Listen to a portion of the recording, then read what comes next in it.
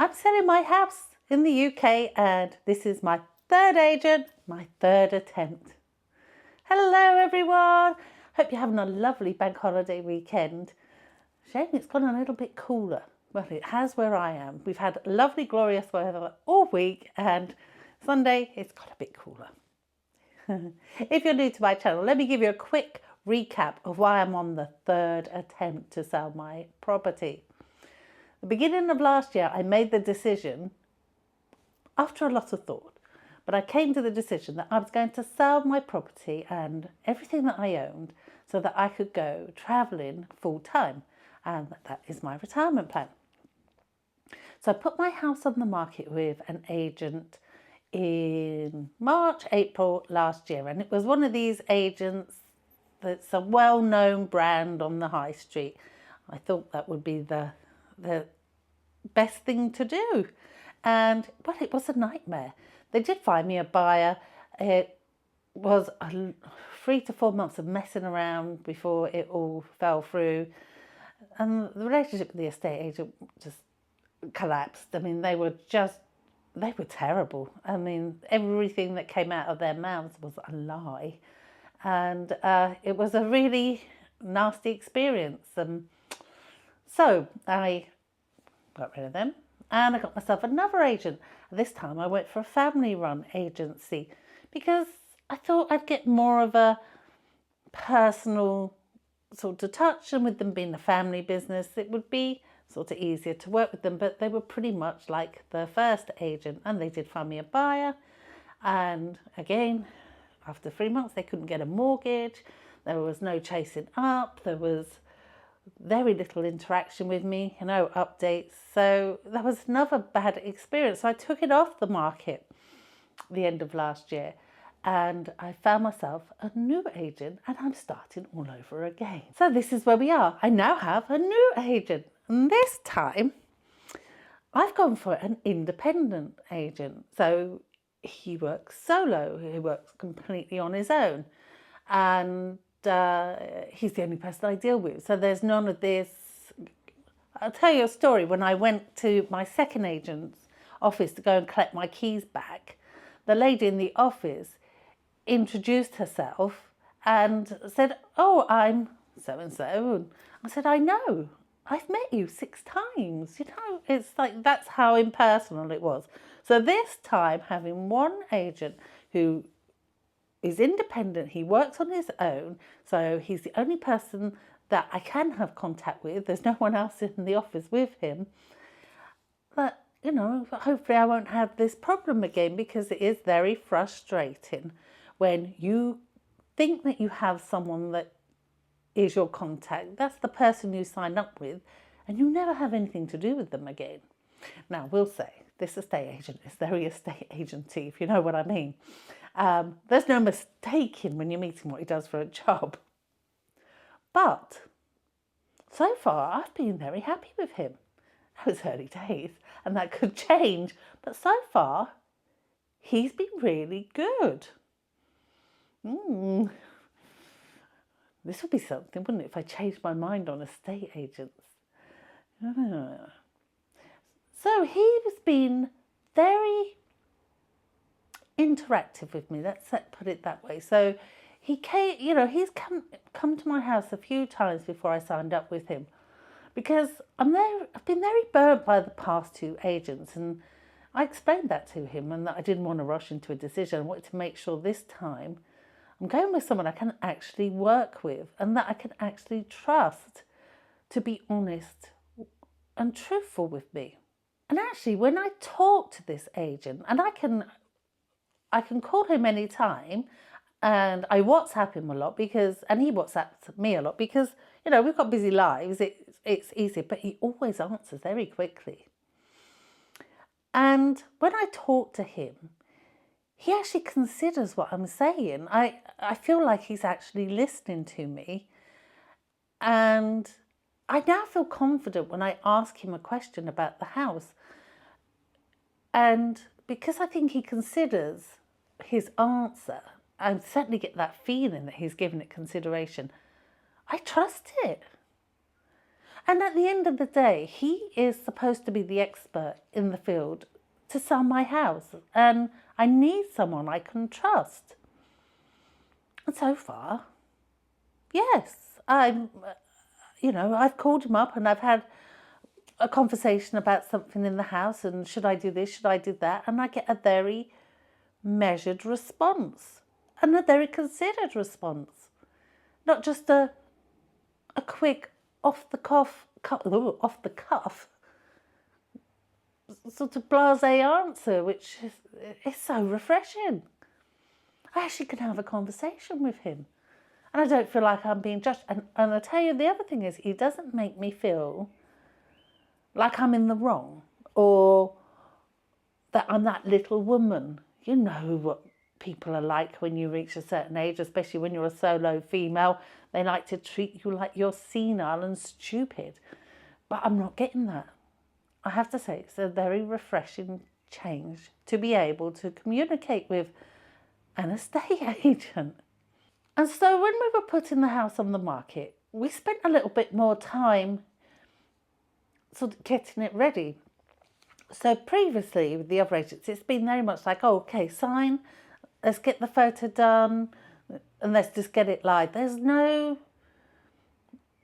haven't felt, well, okay, so with the first agent, I said to them, now I don't know if you remember, my house was severely cluttered. I mean, not to me it was beautiful, but to other people it would be quite cluttered. I had a lot of stuff around. All my walls were covered with pictures and photos. I had a lot of furniture, I had a lot of ornaments around, I had a lot of colour, cushions everywhere, throws everywhere. It was very bohemian. I guess that's the way I would describe it. And because that's the style I like. I like maximalism.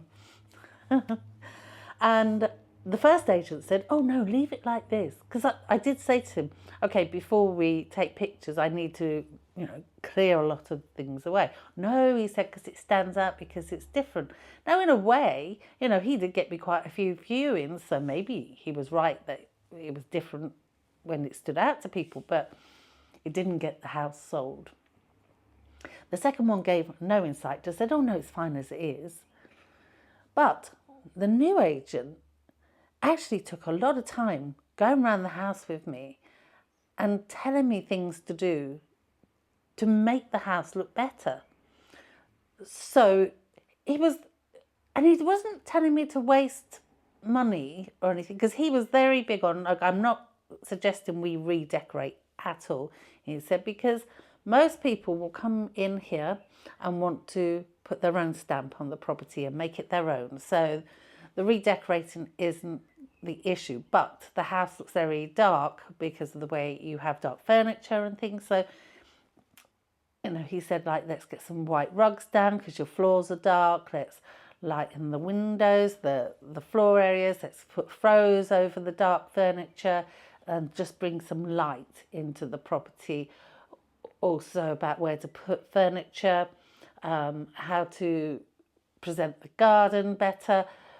Just lots of little useful, doable things that weren't overly expensive, because that was another thing he said, is I don't really want to tell you to spend a lot of money on the house because I don't think you'll get it back. And I don't think that is where I'm going to be able to, do anything extra for you. But I can talk around wallpaper.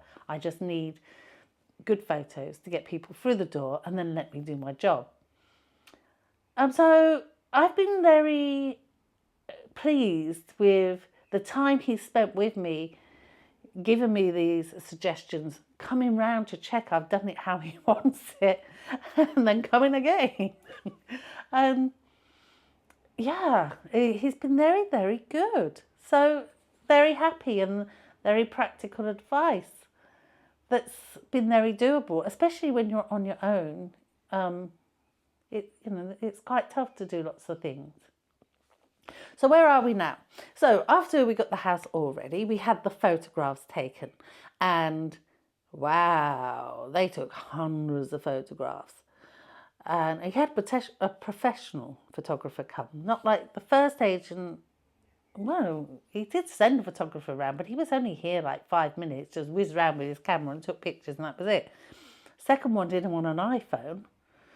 But this guy came round, he had the tripod, the lighting, the camera, the drone, it was taking videos. He was here for over 2 hours, and him and the agent, they made videos, and they went round and they did all the photos together. They did a very thorough job, and I was very happy with the results. I thought the pictures were so much better than what they had been previously, and the videos were good. And so at the beginning of the week, this week, a reel went out on social medias to start interest. So he does it like as a sneak peek. And then on Thursday, the house officially went up for sale. And so it's on all the portals. It was Thursday night it went up. So it's on all the portals. It's there for the bank holiday week. And our plan is to try and get viewings for next Saturday and try and put them together. That's his plan. Now, we put the board up outside just after the photos were taken. And actually somebody walked past and phoned him already. So they're coming to view on Thursday this week. And then hopefully we'll get some people here on the Saturday. Now, my agent messaged me Friday night to give me an update to say that I hadn't got any bookings yet, but he was talking to people. And so I'll get another update for him tomorrow, I guess, because it's the end of the bank holiday, and fingers crossed we've got some interest. But let's see how it goes. But I'm not feeling as stressed with the process this time. I think because at the moment I'm getting on with my agent, which is very bizarre.